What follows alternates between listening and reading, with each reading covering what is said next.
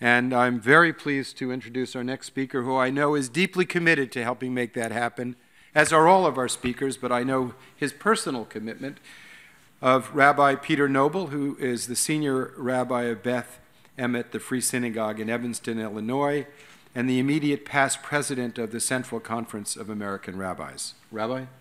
Thank you very much. I wish I could preach like that. The Holy See is to be congratulated for its important statement, Nuclear Disarmament, Time for Abolition. It is a clarion call for a global ethic which changes the nature of the relationships among nations and moves toward a new era in which the survival of the planet is not only guaranteed, but all its inhabitants will thrive. It calls for a paradigm shift, moving away from deterrence as a strategy to the abolition of nuclear weapons as a practical and moral necessity. Because of the importance of this document and the sacred nature of its content, in good Jewish tradition, I will offer a Jewish commentary on 10 of its most salient points. Number one, now more than ever, the facts of technological and political interdependence cry out for an ethic of solidarity in which we will work with one another for a less dangerous and morally responsible global future. The Talmud teaches that God created a single human being to declare that each and every one of us was God's creation, equally precious in God's eyes, and that the taking of a single human life was the equivalent of destroying the entire world. Now that we have the capacity to destroy the entire world, God calls upon us to step back from the brink and reassert the preciousness of every single life in order to preserve all life. Two, for 60 years, nuclear deterrence has been thought to provide only a sort of peace. As we already heard, the prophet Jeremiah warned, from the smallest to the greatest, they are all greedy for gain, priest and prophet alike. They all act falsely, saying, Shalom, Shalom, ve'ein Shalom, peace, peace, when there is no peace. Nuclear deterrence is a false peace. Genuine peace can only be achieved when omnicide, the ability to destroy creation, has been removed as a possibility, and we join with the psalmist in saying to one another, how good and how pleasant it is when brothers and sisters dwell together in harmony. Three, it must be admitted that every possession of nuclear weapons, even for the purpose of deterrence, is morally problematical. Mutually assured destruction, the old phrase for nuclear deterrence, is mad. It is an illusion of safety. The mushroom cloud threatens to obliterate the rainbow, which God placed in the heavens after the flood, as the symbol of God's promise to Noah and all of humankind, that God would never again be the source of universal destruction. That awesome power of destruction now resides in our hands. Incinerating the rainbow will unleash devastation beyond God's or our darkest nightmares. The late Rabbi Abraham Joshua Heschel, when asked by a student, is gelatin kosher, responded, what about nuclear weapons? We today proclaim with Abraham Joshua Heschel that nuclear weapons are not kosher. Four, the language of intention obscures the fact that nuclear armories and instruments of military strategy inherently bear active disposition for use.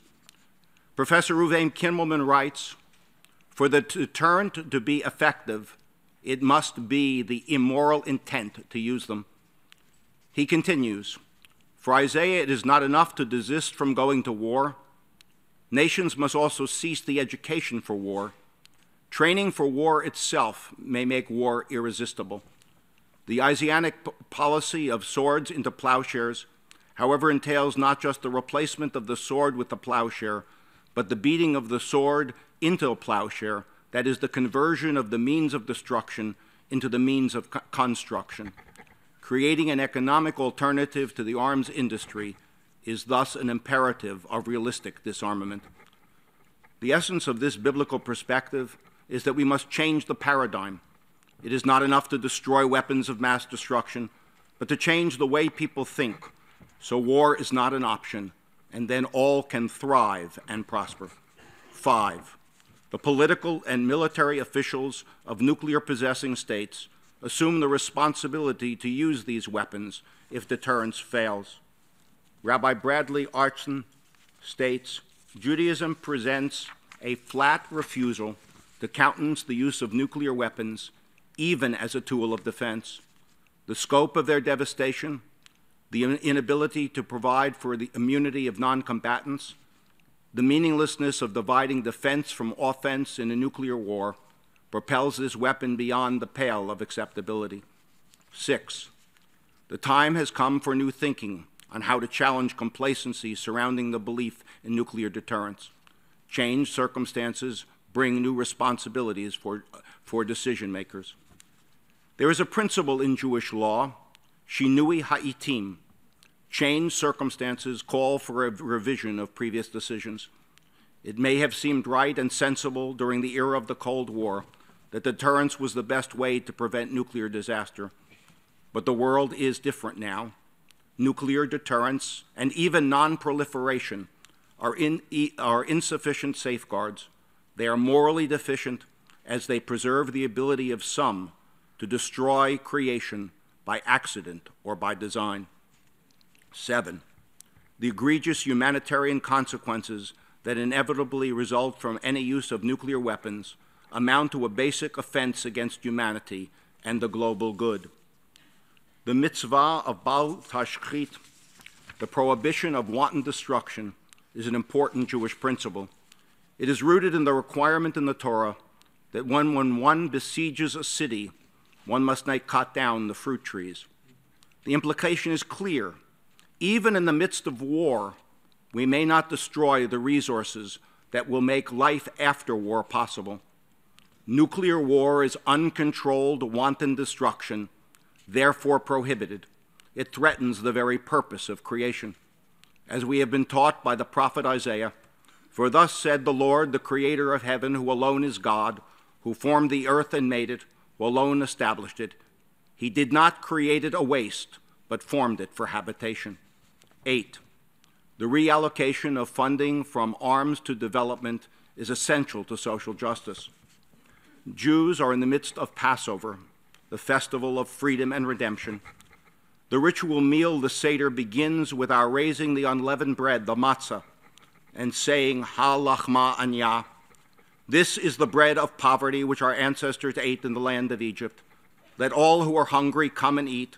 Let all who are needy come and celebrate Passover. The Hebrew prophets remind us that society is judged by how it treats the weakest members of society. True religion requires action which translates ritual into transformative action.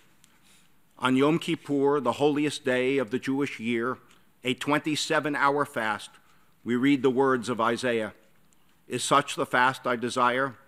A day for people to starve their bodies? Is it bowing the head like a bulrush and lying in sackcloth and ashes? Do you call that a fast? A day when the Lord is favorable? No, this is the fast I desire, to unlock the fetters of wickedness, untie the cords of the yoke, to let the oppressed go free, to break every yoke, to share your bread with the hungry, to take the wretched poor into your home, and when you see the naked to clothe him, and not to ignore your own kin. Then shall your light burst forth like the dawn, and your healing spring up. 9, peace does not consist in mere absence of war, but rather in enjoyment of a full set of rights and goods that foster the complete development of the whole person and community. The Hebrew word for peace is shalom. It is derived from the Hebrew root shin lamed mem, meaning to be whole or complete. Shalom truly means a state of wholeness where every human being can live out their full human potential and safety with resources necessary to live healthy and productive lives. 10, in short, to achieve nuclear abolition, we need to resist succumbing to the limits set by political realism. The fear that drives the reluctance to disarm must be replaced by a spirit of solidarity that binds humanity to achieve the global common good of which peace is its fullest expression. I would like to repeat the words that I spoke the last time I had the opportunity to speak on this issue at the United Nations. As you all know, emblazoned on the wall of this great body are the words of the Hebrew prophet Isaiah. They represent the essence of the mission of this great body. And he shall judge between nations and reprove many peoples, and they shall beat their swords into plowshares and their spears into pruning hooks. Lo yisagoy al goy cherev, v'lo yilmadu od milchama. Nation shall not lift the sword against nation, neither shall they learn war anymore. The Israeli poet Yehuda Amichai bids us go further than Isaiah. He writes, "Don't stop after beating the swords into plowshares. Don't stop. Go on beating and make musical instruments out of them. Whoever wants to make war again will have to turn them into plowshares first." Our goal as religious leaders can be nothing less than the abolition of nuclear weapons as a moral necessity and the transformation of the resources which have been expended on nuclear weapons into a transformative peace dividend which will change the relationship among nations and lift the poor from the oppression of poverty. Kain Yehi Ratzon. May this be God's will. May this be our will.